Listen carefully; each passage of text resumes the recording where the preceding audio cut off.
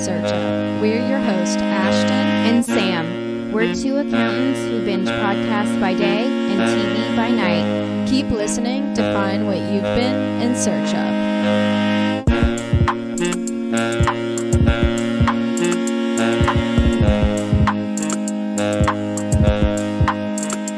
Hey, Ashton. Hi, Sam. What's up? Long time. I mean, I was about to say long time no see, but I literally talked to you like every day this past week. But podcast wise, this is long time no see. Yeah, we're back. And we had a hiatus, but we're back. Yeah. Oh my gosh. Yeah. Yeah. Goodbye to 2021. Hello. Yeah. 2022. Yeah, Thank God. Yeah, we're hopefully starting the new year on a better foot than we ended last year. Yes. Yeah. So we've kind of been out of commission because life and work. I forgot how crazy work gets in January. So we're just drowning in all things accounting, but that's not why you're here. If you are here listening to us, is to not hear us talk about accounting. Yeah, I'm sure the two listeners we have are really waiting for our next Actually, I think we have drop. like 30. We have 30 wow. like recurring. Actually, yeah. So listeners? Wow. Yeah, to our 30 listeners, thank you for showing up every single time. And that's why we came back, because this month as accountants is like not fun. And we're like, you know what? We need to give podcasting another shot because we want, that's why we don't like it. Yeah, we want a way out. So maybe one day this can be our full-time job, which would be amazing. But anyway, so today we're doing Hometown. Yeah. So we've got, I guess the TV show we're going to do is based here in, I guess, technically Brentwood, Tennessee, and we live in Nashville.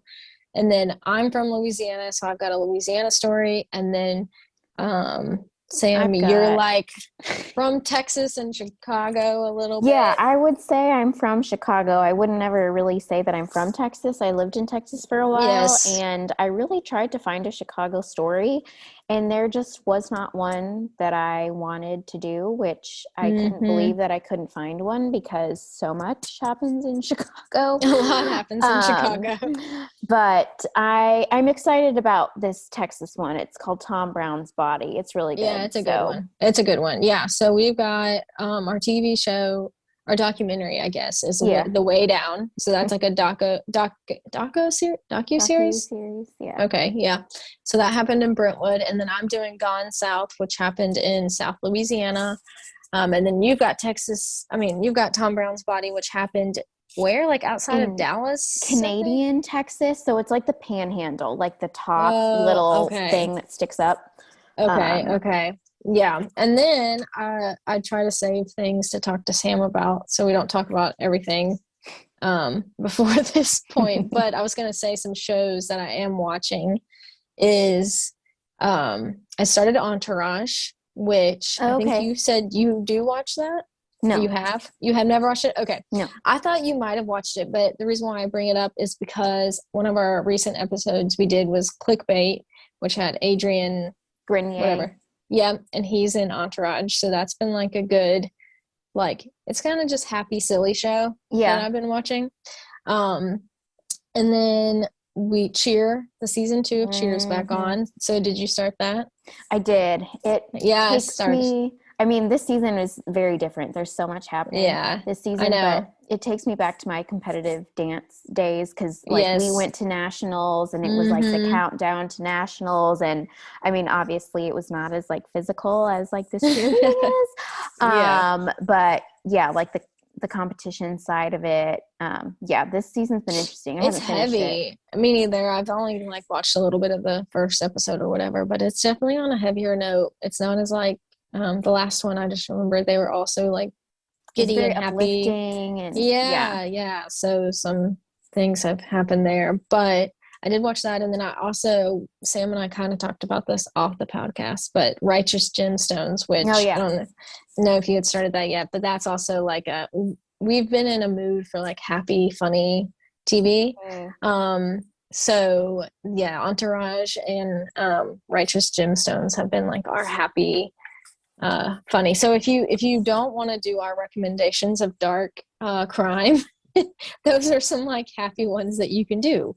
But that's probably, you wouldn't come here for that. So yeah, you might not even take those recommendations. But yeah, I've been those watching are two things.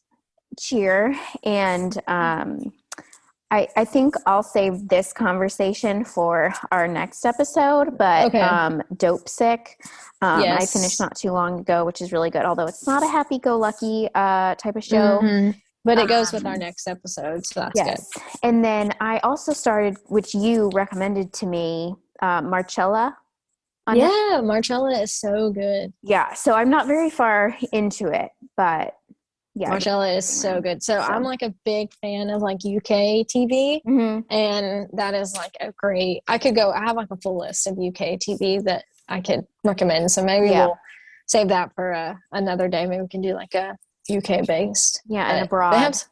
They have some good stuff, but we digress. So, okay, we'll start with The Way Down, which we want to take a field trip out to The Way Down. So okay, backstory, because you're probably like, if you've never heard of that, you're like, what the heck is The Way Down? So it was a church. It's a church in Brentwood. And I don't remember the lady's name. It's a weird name. Shamblin. Yeah, okay. I remember it was like a strange name. So she started a church that somehow like incorporated weight loss. Yes.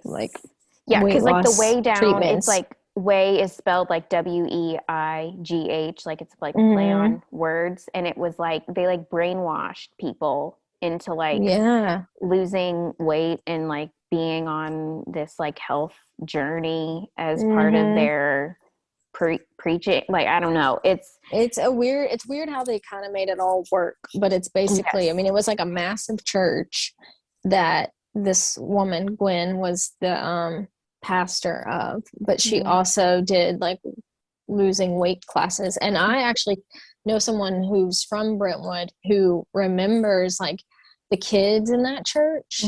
She remembers like seeing them at school, and like they could only eat within the whole thing was like you could only eat when you were like hungry, and the whole thing was like you didn't you weren't worried about eating or like anything like that because you were worried about like serving God. And like so that's kind of how I think they made it play. It was like God will tell you when you're hungry, and then all the other time that you would spend like, I don't know, like I guess overeating, you're spending with God instead.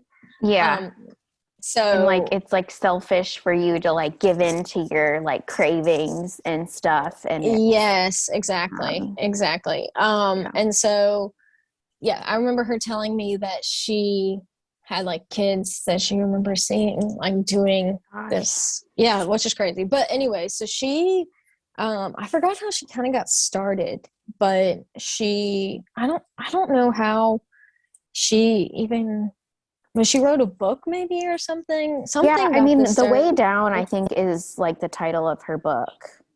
Okay. Also the title of her documentary.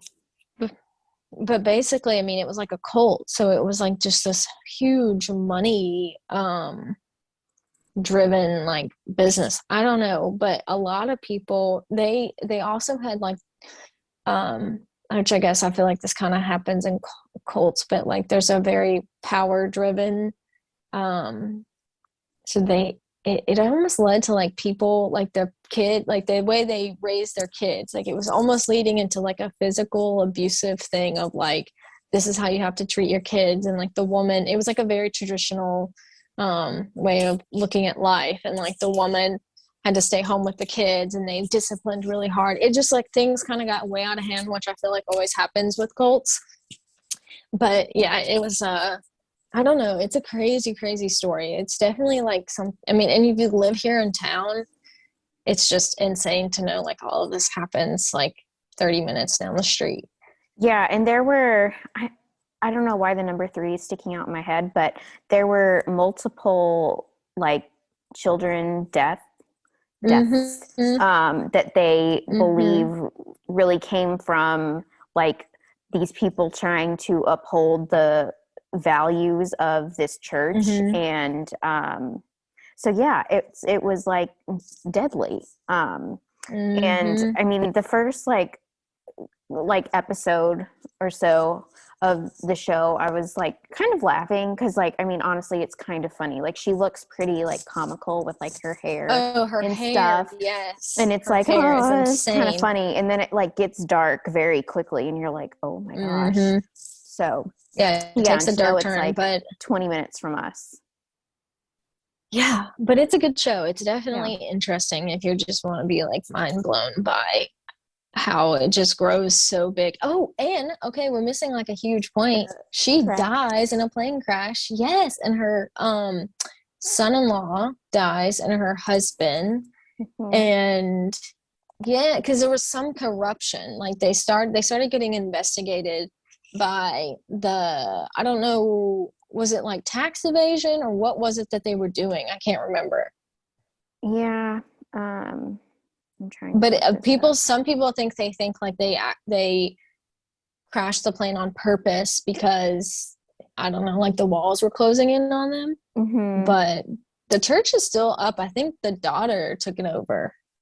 Yeah, so keep an eye on our Instagram because we might take a field trip and go see it in person. We really want to go see it in person. Yeah, we do. But there's there's going to be a second season of the documentary because it leaves off like with the plane crash because the documentary was filmed, I don't know how much in advance of the plane crash, and then the plane crash happens and they're like, oh, we need to like follow this. So there's going to be a part 2. I don't know when, but yeah, it's a good story. It's crazy, but okay. I don't know. I feel like we've rambled long enough on the way down. Are like, okay, get to the point. Yeah, we got it. Okay, we'll move on to our podcast. So we've got Gone South and Tom Brown's Body. So yeah, if you don't want any spoilers, I guess stop now. And if you do go listen to them, reminder, tell them we sent you and subscribe, follow, whatever. And if you want to subscribe and follow us, please do. Okay, so I've got Gone South. This is a podcast by C13 Originals, and the host is Jed Lipinski. And Jed also, he produced The Pharmacist. I don't know, Sam, if you've seen that. It's on Netflix. It's like about the opioids addiction in New Orleans. Oh, okay. Like this guy's son, I think he's a pharmacist. His son gets killed like in a I think like a drug transaction of like he was addicted to opioids. And so the pharmacist, tries to track down like, okay, how did this happen to my son? How did he get caught up in this? Well, the guy being a pharmacist starts to realize that like, oh my gosh, we're just like handing these out. So it's this whole story on the rise of the why do I struggle with that word? Opioid addiction in New Orleans, which, I mean, it happens a lot of places, but New Orleans was a place that it really hit. So anyways, he also did that, which was really good. I really enjoyed that. I always like finding things that are based in Louisiana just because, it's just interesting. But this crime happened in 1987, and it happened in Mandeville, Louisiana. And in the podcast, the guy references like St. Tammany Parish in Louisiana has parishes, which is like counties anywhere else. But he just kind of references it as St. Tammany because the stories he tells kind of like takes place in like Slidell, Covington, Mandeville, which are all these places that are north of New Orleans. And so you'll hear that referenced a lot throughout the podcast. And the victim in the story was Margaret Kuhn. So the way the podcast like starts off is it tells this like crazy story of like this unrelated crime, but it's trying to set the scene of like everybody would escape New Orleans and go to St. Tammany Parish, like Mandeville, because it was supposed to be like the safe area, whereas New Orleans was crime-ridden, whatever. So he's trying to like set the scene that like, okay, this place isn't as safe as everybody claimed it to be back in the 80s. So Margaret Kuhn, I just want to like do a little backstory on her, which I really was like, I think being like a woman and working in the corporate America, whatever. I thought her story was really cool, especially back in the 80s. Yeah, so she was a go her, like with everything they were talking about. I was like, heck yeah. Mm-hmm. She was a badass. So she was a former assistant DA, and at the time, I think she was the only female assistant DA, like in St. Tammany Parish. She specialized in sex crimes and crimes against children. So she was definitely out there doing like the good work to put the bad guys away. She graduated from LSU Law School, which was cool because I went to LSU, and she was like one of 10 girls in her law class at the time, which I thought was also a very she started off as like a teacher and then was like, no, I want to go to law school. So she, made her way to law school, and it said she faced like a lot of sexism, like from her teachers, because she was just like pretty blonde, and they're like, no, you should be in Hollywood. She's like, no, I want to be a lawyer. So I just thought she was a very cool character. I just thought, I guess she's not a character, but she's like, her story was just really cool to me. And there was said one story where she had like a case, like a trial, and she wore like a pantsuit. And the guy was like, I don't know if I'm gonna be able to listen, like the judge was like, I don't know if I'm gonna be able to listen to your story because you're wearing a pantsuit. And like, she apparently just like ate him alive, and he ended up listening to a story, and then she won the case. So she just was, I don't know, she just kind of did it all. Like, she was pretty, not that that really matters, but back then in the 80s, had like the blonde hair, this pretty girl who was really smart and didn't take any shit from anybody. So moving on from Margaret, but they kind of go into like the night before she was murdered, and like there's this weird golf story where apparently, so she lived in a neighborhood called Beauchene, which is in Mandeville, and it was supposed to be this like very like popular neighborhood that was a gated community with like a golf course, and there was like condos and houses and all this stuff. And the night before, apparently there was like this golf attack where like there was a what do you call them, the kids who work at like a golf place? Sorry, I need water. Oh my gosh. What are they called? Anyways, they're like, they get the golf carts together and they do all the things at the golf course. But they said that there was a caddy. Right? I guess that's a caddy. I don't know. Anyways, so they said like somebody was like throwing golf balls at them, like enough to where they could really be hurt. I don't know. It's just a weird story. But I guess it mattered because the next day, literally, Margaret was murdered. So in the early morning, she was found lying on the street with her dog, like guarding her body, which was really sad. She would go like on runs with her dog, like early morning. And so they assumed, she was probably out for a run with her dog. And she was found, and they thought she had been like hit by a car. But then they realized she had been stabbed with like a 7-inch knife, I believe. But the freaking fire department, when they got there, because her dog would not like leave her body, they sprayed the dog with a fire extinguisher and like contaminated the whole crime scene, which was so dumb. And then like it was a big deal because that happened, and then like all the neighbors in the neighborhood were like around the crime scene, so they just weren't able to get a lot of evidence from the crime scene.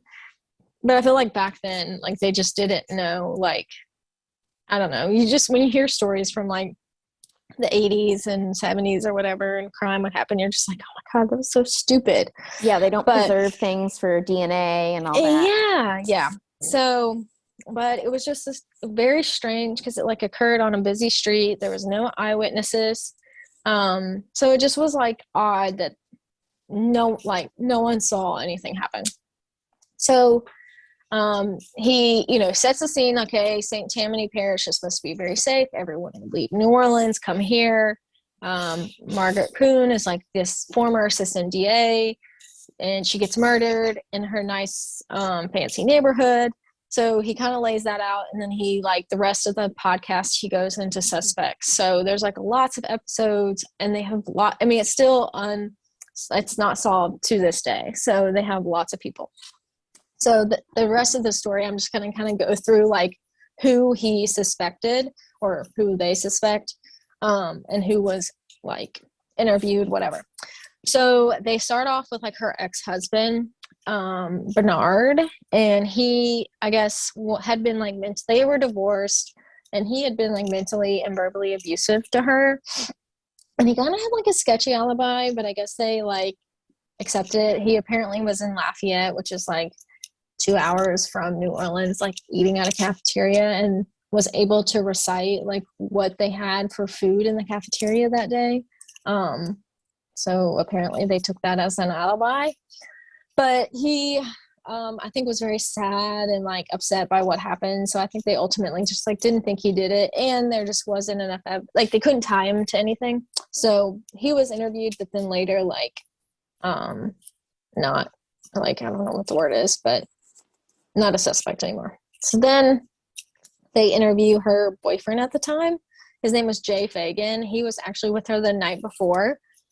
And his alibi was sketchy too. Like he says he was with his estranged wife, and she says he was with him. So that was kind of weird.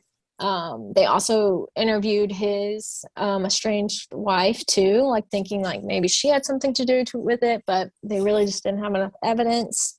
They also like questioned the boyfriend about Margaret's sexuality, which I'll kind of talk about later, but they had an interview with Jay like 2 years after the crime, so they had just learned a little bit more about Margaret, and so that was something they had brought up, but again, we'll come back to that point later. So they moved on from the people like closest in her like ex-husband, boyfriend. So they were like, okay, what about people she had prosecuted? So they were like, okay, maybe like revenge motive, whatever. So there was this guy named Charles Moulet, and he was a cop from Slidell, and he specialized in undercover like crime, or I guess he was not crime, but he was in charge of being undercover to like solve crime, whatever. And he was in charge of sexual offenses. Well, in 1985, he was charged with sexually abusing 4 girls he was pretending to like counsel. And again, they kind of go into this whole thing of like St. Tammany Parish is supposed to be safe and all these things, and like a cop is abusing girls. And so right before he was set to go to trial and she was going to prosecute him, he disappeared. And this was in 1985. And then he was still missing when she was murdered. So they were like, okay, did he do it? But then they were like, why would he come? Like, he's been hiding for 2 years. Like, why would he come out of hiding to come kill her and then go back? Like, why would he risk getting caught? So they eventually found him living in Florida. They didn't know like where he was the night of the murder, but again, there was like no evidence to tie him to it. So he was scratched off the list. They another suspect was a stalker that they interviewed. His name was Greg Rodriguez. How do I say Rodriguez? Why? I feel like I cannot speak today, so forgive me. Anyways, he was interviewed, but again, no physical evidence, and he had a lot of like mental health issues and delusions, and so they're like, okay, this guy's wacky. Like, I think he's just like talking just to talk. And so for a long time, they just couldn't find anybody. Eventually, the FBI did like a criminal profile, and I really find these like so interesting, and I think they're like so important.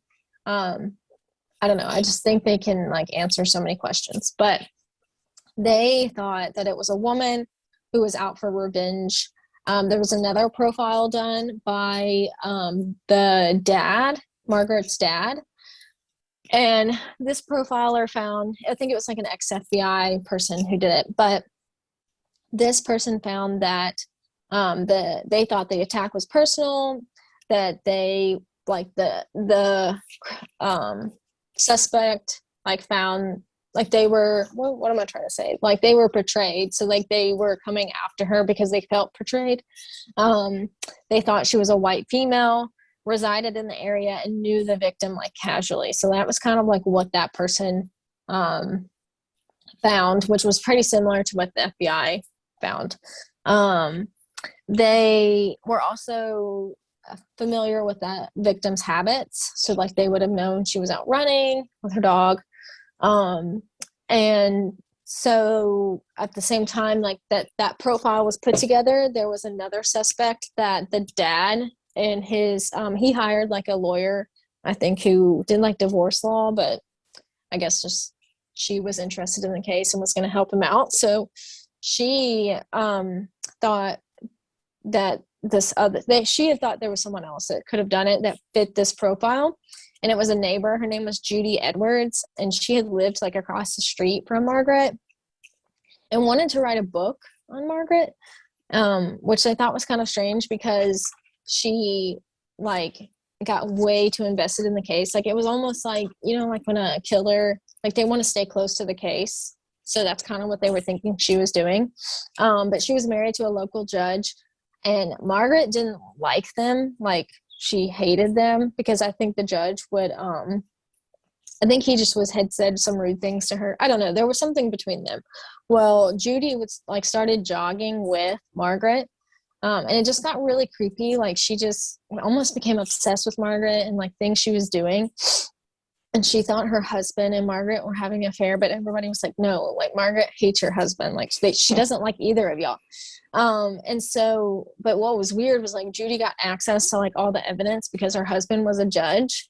And so it just was weird because it was like, she was so, I don't know. And then also one of the friends who like of Margaret's, who I think took her dog, said that when Judy had come over to like talk about all this like stuff because she was trying to write the book, the dog just like sat there and stared at Judy, and she just found that like really weird. But apparently the cops had like interviewed Judy and just like dismissed it. And they also just didn't think that this lawyer was very credible because they were like, you're a divorce lawyer, like you don't know anything about crime, whatever. So I don't know. She thought it was a very good lead, but the cops did not.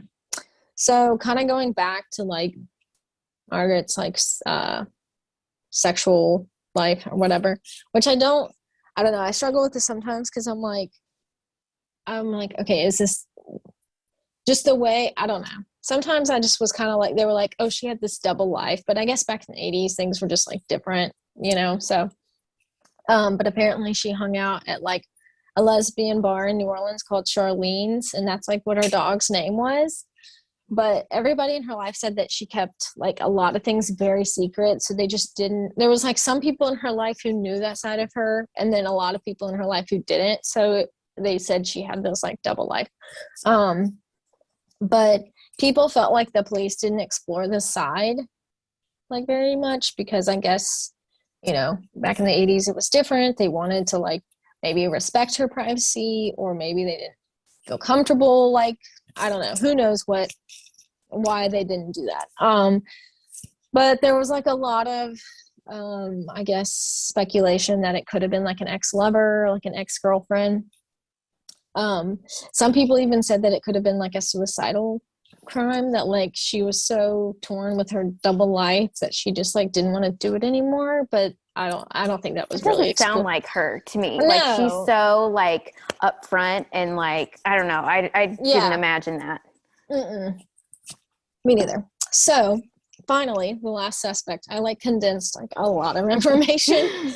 The podcast is good, but there's literally like a story for each suspect, which is great if you're just like driving or just need something in the background. But when you're trying to do like a quick like review, synopsis. Yes, I told Sam I literally felt like I did a book report.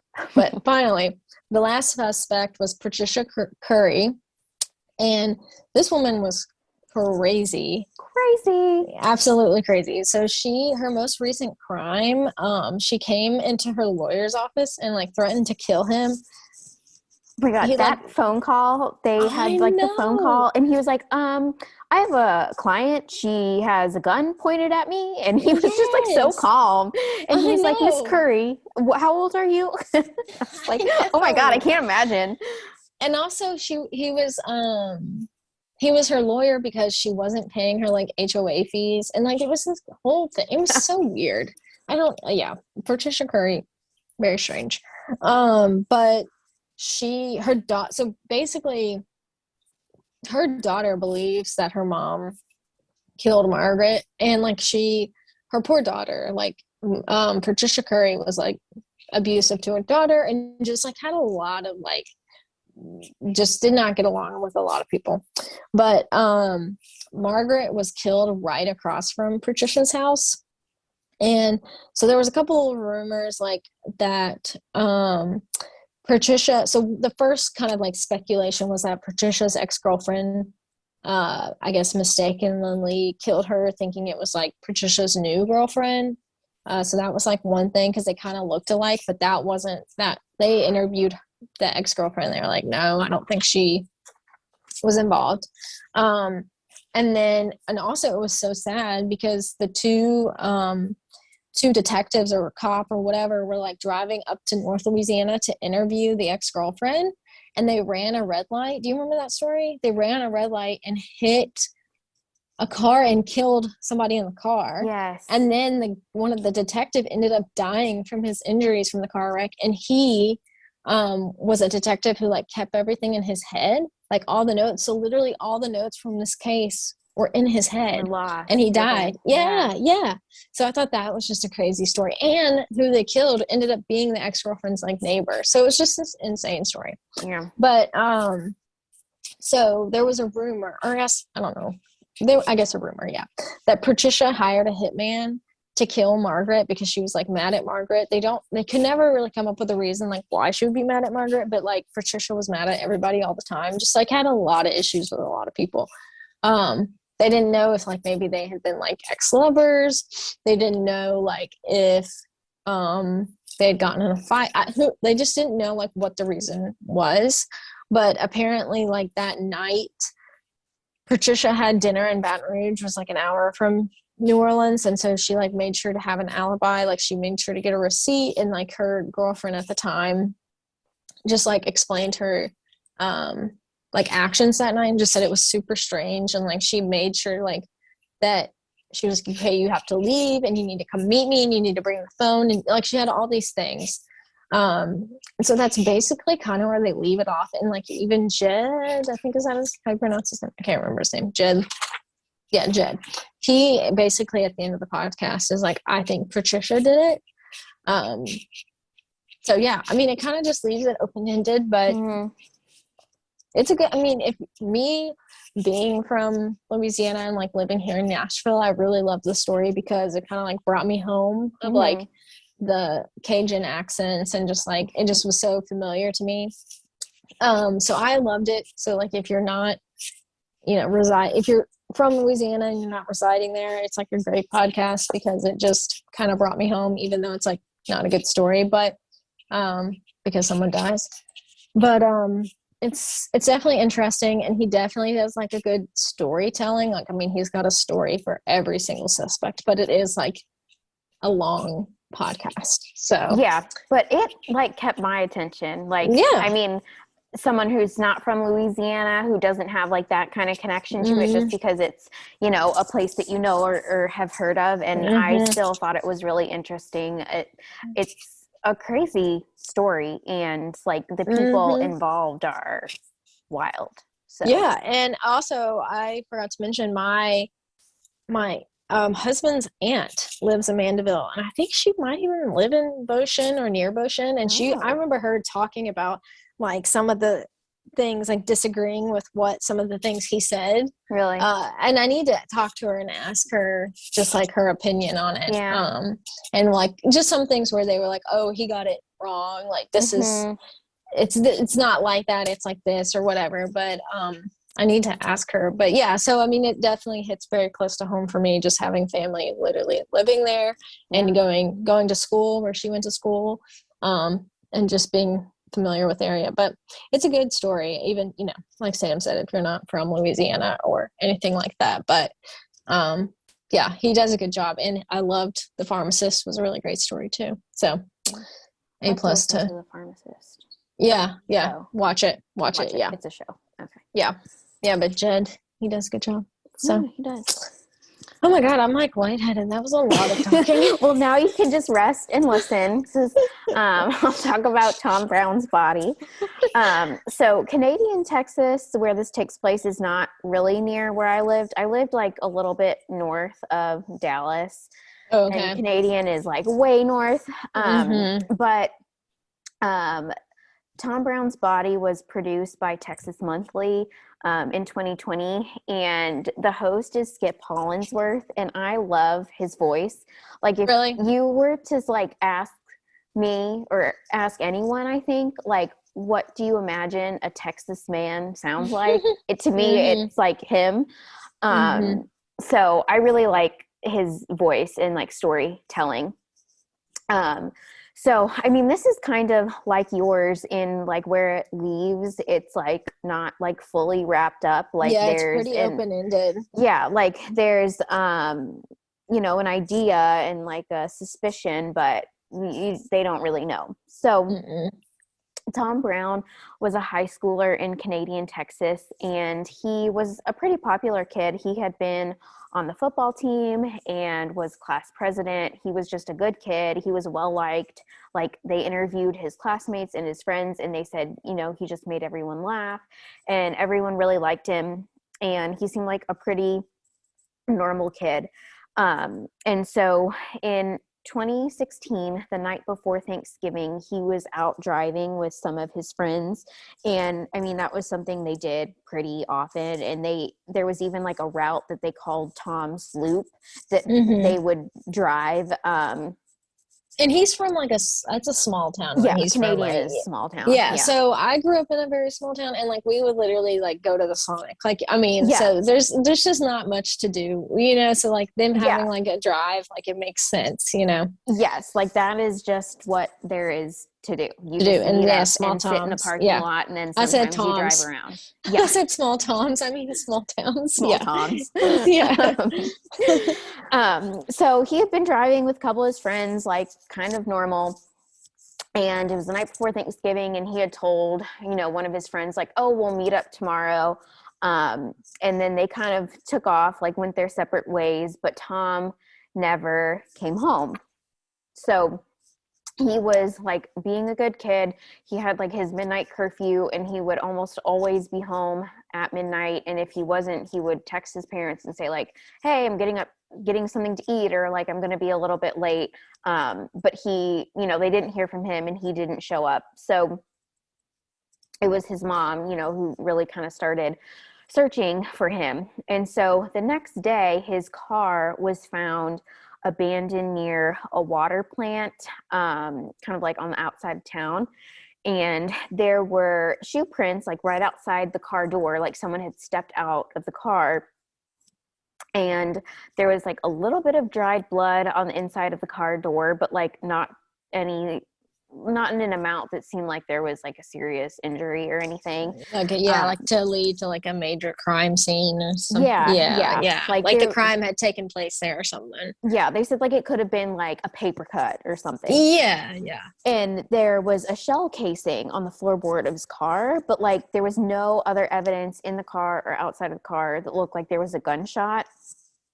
And I mean, like in Texas, like people have guns. Like, I mean, it's like it's not that unusual to find something like that. Yeah. And so they were looking at security footage from the evening, and they saw his car was being driven around in like the really early morning of Thanksgiving, and it stopped at the water plant, but like the video doesn't show anyone getting out of the car. They just show it stopping.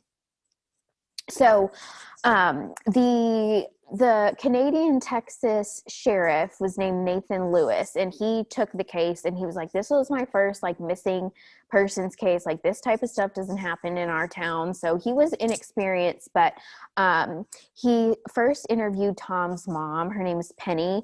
And I don't know. I don't like her. Well, I don't know if I should say I don't like her, but like the way she like responded to things was kind of weird to me.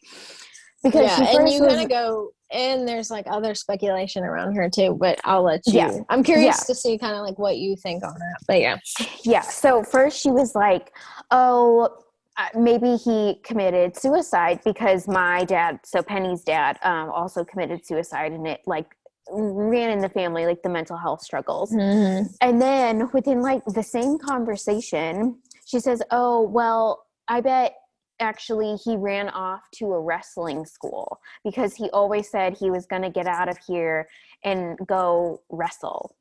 And then she's like, well, no, actually, maybe he's just like in hiding and he'll like come out. It's like, how do you have like all of these theories like right up? I don't know. And like the way she was talking, she just didn't seem upset. And like, I know like in Crime Junkie, they're like, you know, you never know how you're going to react to this type of news differently. Yeah. Yeah. So, I mean, I understand that, but it just seemed a little bit odd to me. So Sheriff Lewis interviews her, and then he goes and interviews Tom's ex-girlfriend, like recently within the month, ex-girlfriend, which is kind of like one of the things where they're like, where was Tom's mind? Because he had broken off his relationship with his girlfriend. Her name was Sage, and he also quit the football team like the month before. So Sheriff Lewis interviews Sage, and I mean, the big thing that comes out of their conversation is she says that Tom had just confided in her that he was wearing like adult diapers, like he had like a weird fetish, I guess. And so Sheriff Lewis went back to Penny and said, hey, did you know about this? Like Sage just told me about this. And Penny like flips out. She gets pissed off. And she doesn't like that Sheriff Lewis is like kind of hinting at, she thinks that he's kind of spinning this as like there's something wrong with Tom and like he's weirdo or whatever. And she doesn't like that. Which it does suck though, because it's like when stuff happens, like when somebody dies, like they have to pull up and like dig they have through their past.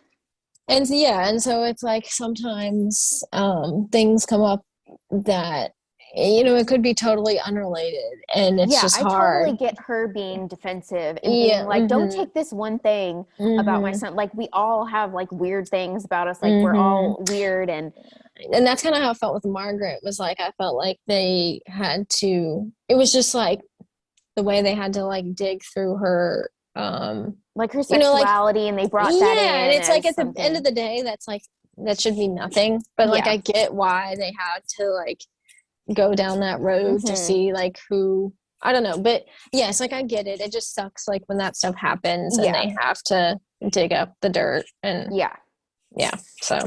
so that understandably makes her mad, and she turns around and hires a private investigator, and his name is Philip Klein, and he is like this hot shot. He helped find, was it Olivia Newton-John's boyfriend that like ran off and vanished, like some like D-list celebrity's boyfriend like went missing, and he found him, and he's like, I don't like him either, so I don't like Penny, I don't like him, and I didn't like the cop either too, Sheriff Lewis. I didn't like him either. So there's a lot of people in the story who probably are just gonna get under your skin, but you know. Yeah, and he was just very full of himself, and like he was like, oh yeah, I found this person, and like, I mean, yes, if you're trying to like prove your credentials and like you know what you're talking about, like you're gonna I guess say like what you've done in the past, but I don't know, he was very cocky. Yes. So he comes in and he really he's like grilling Tom's friends, but they really, I mean, their stories check out. They don't really know anything. But the next kind of break in the case is they find Tom's backpack, and it was sitting like perfectly upright. I think it was not far from his truck, his car. And then after the backpack, Klein got a call from a girl who had overheard that Tom's body was on the same road as the backpack. So they put together a search, and they don't find Tom's body, but they find his phone, and it's in like pristine condition. And there had been snow, or not snow, but rain. And like, there's no way that the phone had been sitting there like, the entire time. So he was like, this had to have been planted. And the only people that knew where the search was going to be conducted was law enforcement. So now Klein is looking at Sheriff Lewis, which he didn't like him. They didn't like each other to begin with. Yeah, they didn't. Because Sheriff Lewis was kind of offended that like someone else was coming in to like do his job. And Klein didn't like Lewis because he thought he wasn't doing a good job and he was suspicious. And so he thought Lewis had something to do with the foam that was planted. But the other thing that like tied to the phone was that Penny, Tom's mom, had asked Tom's friend's mom what the passcode to Tom's phone was after he had gone missing. So they're like, okay, if Penny had his phone last and then it shows up, like, was she the one who planted it? And now maybe she's somehow in like colluding with the law enforcement. So it's all just very weird. The one thing that they found on his phone was that the night that he went missing, he searched for the suicide hotline, and it didn't. I don't remember that point. Yeah, it didn't look like he made a call to them, but he did search it.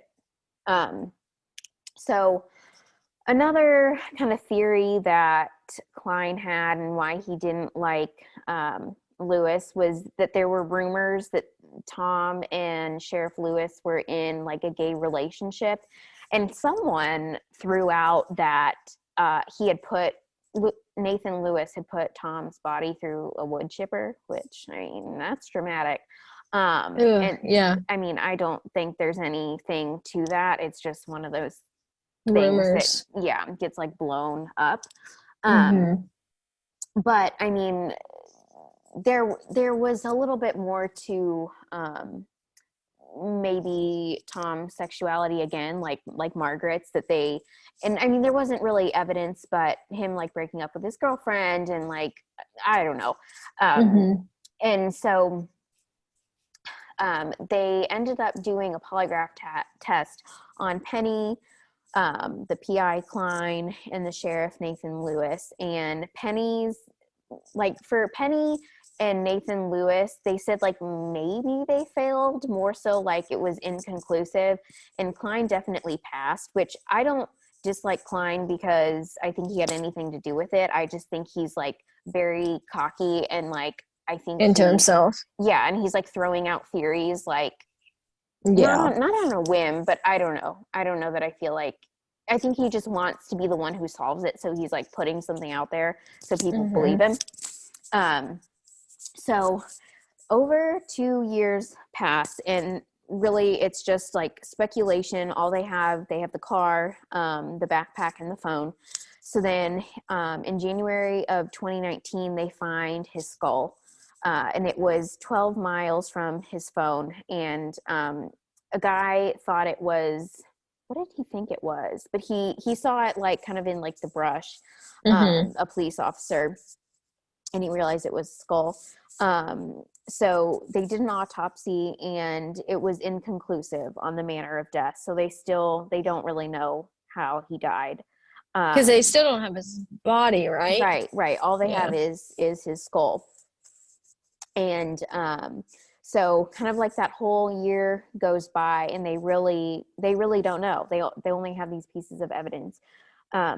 So then in November of 2019, Sheriff Nathan Lewis was like basically forced to resign because all of the rumors surrounding him and kind of the fact that he wasn't able to solve this case was really like,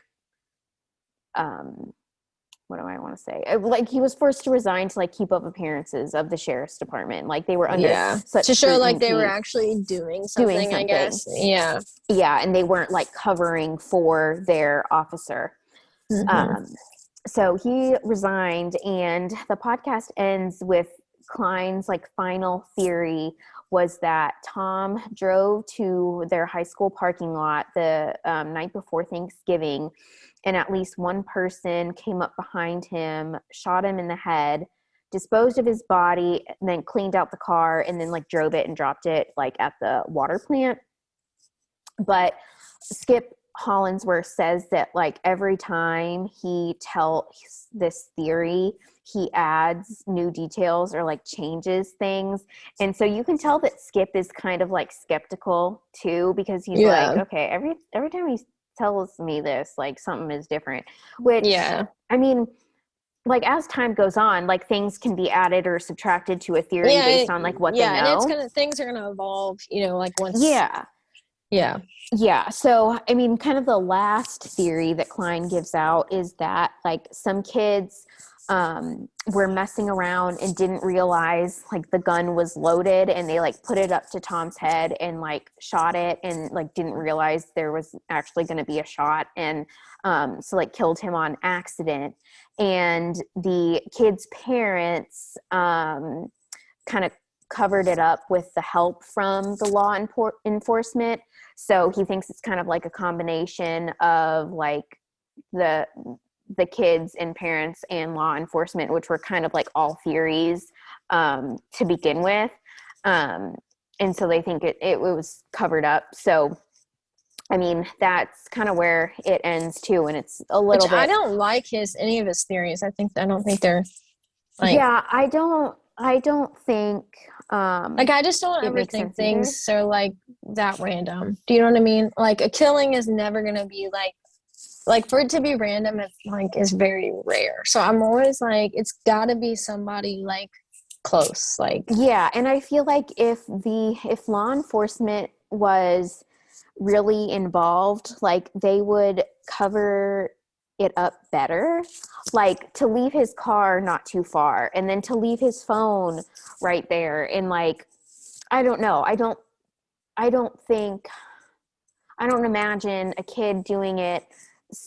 And I don't know. I don't like the theories either, but I don't have like my own, like, I don't know what could have happened, because and I don't think it was a suicide, because if it's a suicide, like they usually always find like the body, you know, like you can't, like the skull would not be detached from the body, and like his car, like why would he like park his car and walk somewhere to do it? And you know, his friend had said that they had made plans for the next day to get together, and typically you don't make plans for the future when you're planning something like that. I don't know. I definitely think I don't really have a theory, but I definitely think it's got to be like somebody close, like whether it's the mom or which I don't know what the mom's motive would be. Yeah. The only one I feel like that might have a true, like a real motive would be the sheriff, like if they were in a relationship and he didn't want that to get out. But I don't know. It sucks because there's not much, but I did see there was a new episode. So I did listen to the new episode, and there wasn't anything new. I think I made a note on the new episode, but it didn't give any additional information that was. Yeah, it sucks like that this kid just like went missing. I know. And it bothers me too that they can't find the body. I know. And it, like, I don't know. I get so caught up with like because if he was like killed in his car, how was it so clean? And like, I don't know. Yeah. It's weird. It's a weird case. Mm-hmm. It's very suspicious. Yes. And I think, how many episodes is it? I don't think it's quite as long. I don't think it's as many as Gone South. I don't know. I don't know, but I don't think, I think it was only a handful, but it's, it's definitely one of those cases that if you like the ones that have an ending, this one does not have an ending at all. This one keeps you wondering. After I listen to it, I continue to think about it, and I'm like, what happened? So. Yeah. Sorry, I keep yawning. It's okay. More caffeine. The weather here in Nashville is not good. I know. We are recording over video because we were afraid to go too late into the evening because we might get snow. We just got snow. Yeah, so I know. So we'll be doing this again tomorrow. But yeah, so those are two good shows that are definitely, I mean, yeah, they don't have like a resolution, but they're very interesting. But yeah, Tom Brown's Body is I was listening to My Favorite Murder, and they were actually talking about it recently, about how they had just listened to it, and I was like, how have y'all not heard that already? But they do have their own podcast, so they probably don't have as much time on their hands to listen to a bunch of different, like we do. But so yeah. So, and speaking of My Favorite Murder, good shows. I was at Trader Joe's, was it the other week, and there was a car in the parking lot, and their license plate was SSDGM. Oh, that's and funny. I was like, it's got to be. They have to be murderinos, because what else can that be? So yeah, exactly. Or it could just be random. Yeah, that would be maybe not. I don't. That would be a coincidence. So, anyways, so yeah, that's it for our shows. Some good content. One product recommendation that I had was so it's kind of nerdy, but Jake and I have been watching lots of movies. He's been watching movies, and I sit on the couch and work because I'm not the biggest movie person. But he got a light for the TV where, like, behind it, you know, like you feel like you're in a movie theater, but it has a camera, so it watches like the TV and takes the colors and like puts those same colors behind the TV. So it's very cool. So if you're like love to just be a couch potato and watch, whether it's crime TV shows or movies or, you know, series, like I know Sam and I watch lots of TV. Doesn't even have to be crime related. But yeah, it's really, I don't even know what it's called. We got it off Amazon, but yeah, I was going to ask where you got it. Amazon. It's really cool though. It's got, I like never would think of the camera, and you think it's going to look weird that there's like something hanging off the TV, but it really doesn't. Yeah. So yeah, if you're into that experience, check that out. And then another thing that got recommended to me was Sherlock Holmes game, which Sam and I don't know anything about it, but it seems to be something similar to Hunt a Killer, but apparently it's like harder, like much harder. Oh, that's good. So you and I need to try it out and see like how good our detective skills actually are. Do you know how many people you need to play? Does it have to be like a group? I think it can be 2. Okay, good. Because we don't have friends. Yeah. Yeah, I think it's just 2. Okay. So we can do that. Yeah, so we need to check that out and review it and see what we think and see how good our true crime detective skills are. I would hope that we've come. I wish that you could like get an education through podcasting and be like, I'm ready to be a detective. Yeah, I've done my hours of listening. Exactly. So yeah, that's something that Sam and I are going to check out. So if you've played it before, any of her 30 listeners, if you want to let us know, tell us about it. Review to come, probably. Yeah. So that's all I've got for. I don't have anything good. I just had a product. I don't know. Yeah, I don't have. I've been doing puzzles lately, which I kind of usually always have a puzzle going. I just got my COVID booster shot, and I felt like I was dying this morning, but I'm better now. What else do I have? I didn't prepare things but that's okay. For tomorrow. I'll have one tomorrow. Yeah. So we're going to do another episode tomorrow. We're trying to catch up because we've been out for, I guess we had our last one was our Christmas, our very red Christmas episode. So we took a little bit of a break, but you know what? It seems like a lot of podcasters are taking breaks. So we're just doing what like all the popular podcasters are doing. I mean, you guys were taking a break from listening because if you were like off work or with your family and stuff, like you probably weren't sitting around listening to podcasts. So exactly. So we know what we're doing here. Yeah, that was strategic. Yeah, exactly. So, okay. Well, I think that's all I've got. So, all right. Well, till tomorrow. Yeah. Bye, Sam. Bye, Ashton.